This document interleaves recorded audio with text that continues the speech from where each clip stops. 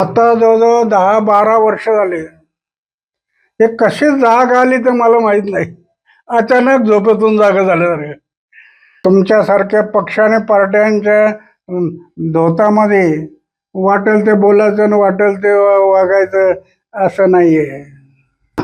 माझ्यासमोर प्रश्न तोच आहे की एवढ्या वर्षानंतर कशी जाग आली ते मला कळलं नाही. हा, त्यांचे मी काही मंत्री घरी पाठवले पूर्वी, पण ते 12 वर्षापूर्वी.